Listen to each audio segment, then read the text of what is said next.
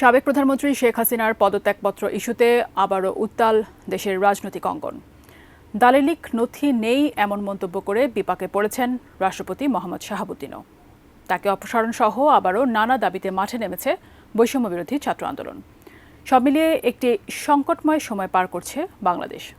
এমন পরিস্থিতিতে ঢাকায় আসছে যুক্তরাষ্ট্রের উচ্চ পর্যায়ের প্রতিনিধি দল। এ নিয়ে প্রশ্ন উঠেছে, কী বার্তা নিয়ে আসছেন তারা? জানাচ্ছেন সহকর্মী শাহাদাত রিফাত।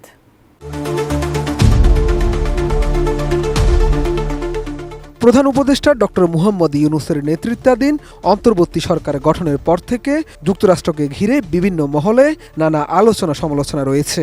একটি পক্ষ দাবি করে আসছে ছাত্র আন্দোলন থেকে সরকার পতনের আন্দোলনের যাবতীয় কলকাঠি নেড়েছেন মার্কিনী শক্তি। আলোচনায় রয়েছে সেন্টমার্টলোভাবে সমর্থন দিয়ে আসছে ওয়াশিংটন।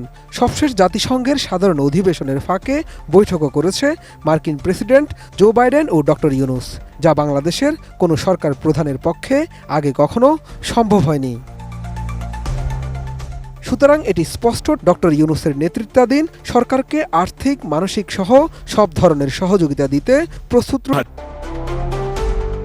এদিকে অন্তর্বর্তী সরকার গঠনের পর দেশের অভ্যন্তরীণ নানামুখী চাপে রয়েছে ডক্টর ইউনূস।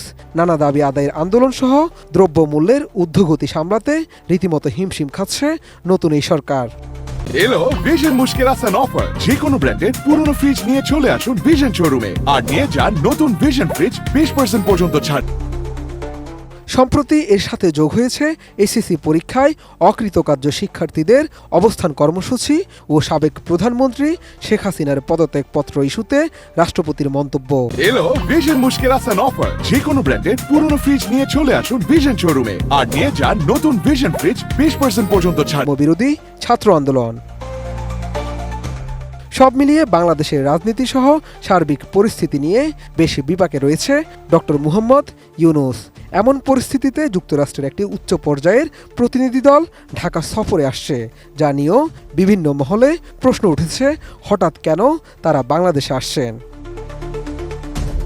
যুক্তরাষ্ট্রের উচ্চ পর্যায়ের প্রতিনিধি দলটি ঢাকা সফরে আসার বিষয়টি নিশ্চিত করেছেন বাংলাদেশে নিযুক্ত মার্কিন দূতাবাসের চার্জ দ্য অ্যাফেয়ার্স হেলেন লাফেব।